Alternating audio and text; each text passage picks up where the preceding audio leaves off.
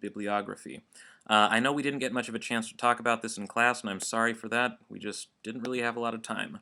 So I'm going to tell you a little bit about it right now. So let's just start off with the basics. What is an annotated bibliography? It's pretty simple. A bibliography, literally, is a list of books. Annotation, when we say that something is annotated, it simply means that we've written notes. We've looked through it and we've done our own analysis of it. And because of that, we have written a few notes about what is useful, what is not, what the main point is, what the main point isn't, etc. In AEIS 112, and also sometimes in AEIS 107 and 108 at the University of Oregon, you're required to do annotated bibliographies. Now, the way we do this usually is not as one giant list. Instead, we do it one at a time. Here's what that means. Basically, you'll pick a particular resource that you've looked at. So here's one. This, as you can see in APA formatting, is, let's see here, Accountability and the Perseverance of First Impressions, Social Psychology Quarterly, 46.4. Aha! Well, if you know your APA formatting, you'll know that this is an article from a scholarly journal. And the journal's name is Social Psychology Quarterly. So that's what we've got here. So if I'm writing an annotated bibliography of this particular reading, I'm going to make it look basically just like this. So I start off with a complete reference in APA format, and then a couple of paragraphs afterwards.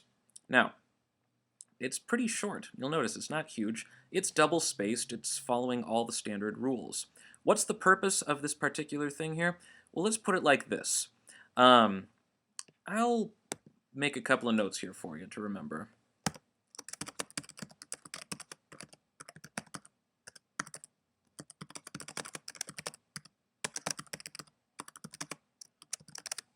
Basically, think of it like this. An annotated bibliography is a cheat sheet for you.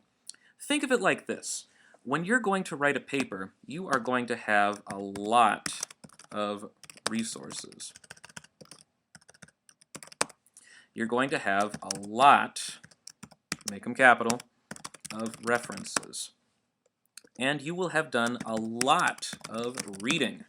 Now, because you've done all this stuff, you've got a lot of resources, you've got a lot of references, you've done a lot of reading, it can be kind of hard to remember everything. And if it's hard to remember everything that you've read, what a particular source is, where you got the information from, it gets to be very annoying. So when you think about that stuff, just remember this. An annotated bibliography is a cheat sheet for you. What this means is this. It's basically a short version of each reference that you use.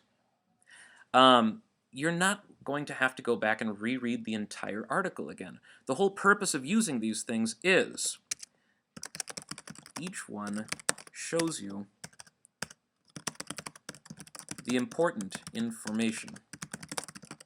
Nothing too extreme, just the important stuff.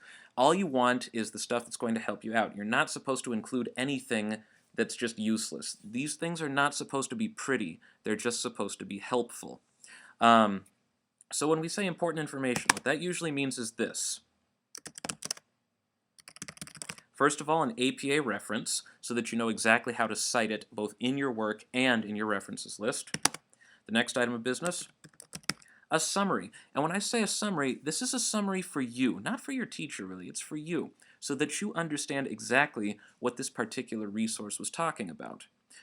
So include what you think is important, and don't talk about anything that you think you don't really care about or you don't need. And finally, the uses. Here's what I mean by this. This is where you have to think about this individually. How can you use this particular resource? What are you going to use it for? Are you going to use it in your introduction, perhaps, to set up a hook? Are you going to use it for a surprising fact? Or, on the other hand, could you use it to explain a particular point that you're making? Are you going to use it to provide statistical information, numbers about a particular field that you're talking about? Whatever it might be. That's the whole point here. Keep this in mind. An annotated bibliography is a cheat sheet for you. You're supposed to be able to use this. It's a short form of every reference that you're going to use. And each entry that is going to be showing you just the most important information that you've got, that you need to remember for everything that you've read. So that's basically it. All right, let's come back to what I was looking at before.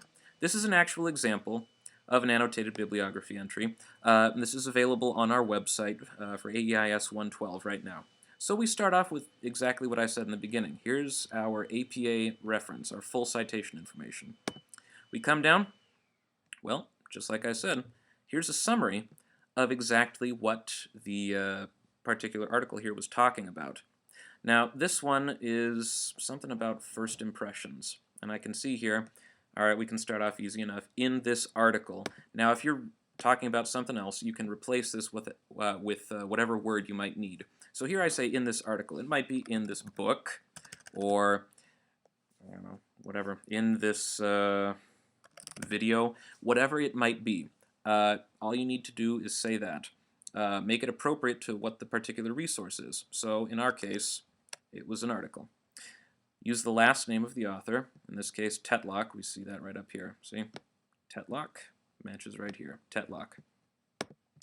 In this article, Tetlock, and of course we know how to do the rest here. Just tell me what exactly is going on. This guy does this, he presents this information, he also shows this, and finally he says this. Now in this case, if we count up the sentences, we have 1, 2, and 3. That's it. 3 sentences right here. This doesn't have to be huge. It can be pretty short. Again, it's really up to you. You have to decide what's most important. Okay. After that, we come down to another paragraph. And this is the one where you need to think about this. How can you use this? What's it going to do for you? So here's an example of that. This person says, okay, this article is relevant to my paper because it suggests that first impressions can be misleading. Okay, basically we're saying, here's the main point. First impressions can be misleading. Aha. Now, I might be able to use this in my paper. Oh, wait, but now let's look at this. However, the article has a few drawbacks that decrease its credibility. Uh-oh, drawbacks, problems. It is 27 years old. Oh no! And it was a laboratory experiment on undergraduate students in California. Aha. So this is important here too.